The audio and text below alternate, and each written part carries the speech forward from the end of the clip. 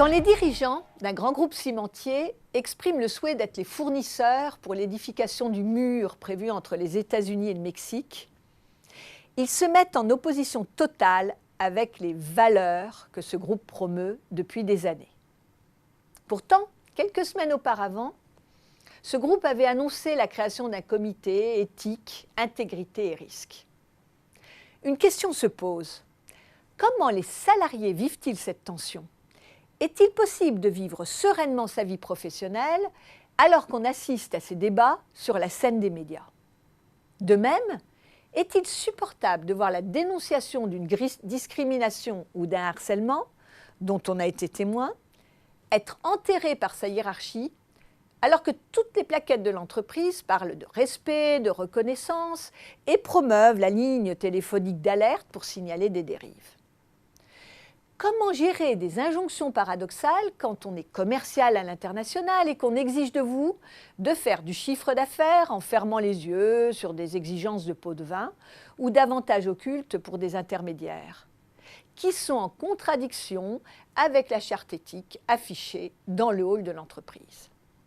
C'est au quotidien que de très nombreux salariés se retrouvent en situation de dissonance éthique. Concrètement, le triangle des valeurs, qui est le socle d'un comportement éthique en entreprise, s'est déformé, les mettant en situation de malaise et de porte-à-faux. Le triangle des valeurs a 3 pointes. La première représente les valeurs de l'entreprise, telles qu'elles sont proclamées, et sur lesquelles cette entreprise a des attentes de comportement, souvent concrétisées par une charte.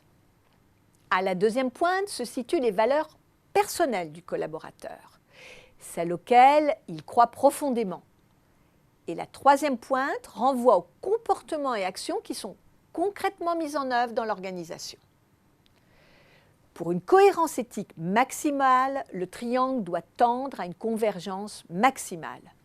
Les valeurs de l'entreprise sont alors les mêmes que celles du collaborateur et elles sont à l'œuvre face aux dilemmes ou aux conflits. Mais dans la vie des entreprises, les choses ne se déroulent pas aussi harmonieusement. Et on retrouve en général 3 cas de dissonance éthique. Le premier cas est l'auto-ajustement. La façon dont le collaborateur souhaite se comporter dans son travail correspond à la réalité. Son éthique personnelle est respectée. Par contre, les valeurs de l'entreprise sont très éloignées de ce comportement. On retrouve cette situation dans le cas de métiers très autonomes, de management où le contrôle est faible. Les collaborateurs sont donc dans un auto-ajustement et travaillent avec leurs propres références, qui peuvent être très éloignées des attentes de l'entreprise. Le deuxième cas est la souffrance. L'entreprise met en avant des valeurs et est fidèle dans la mise en œuvre, mais ces valeurs sont très éloignées de celles du collaborateur. On peut prendre l'exemple d'entreprises qui vont prôner le respect et accepter des signes vestimentaires religieux en leur sein, alors qu'une valeur du salarié est la neutralité.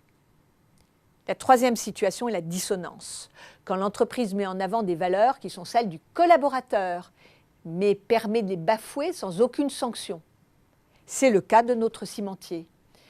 C'est aussi le cas quand on appelle la ligne d'alerte pour signaler une situation de discrimination et que l'affaire est étouffée au nom de la tranquillité d'esprit et du bien vivre ensemble.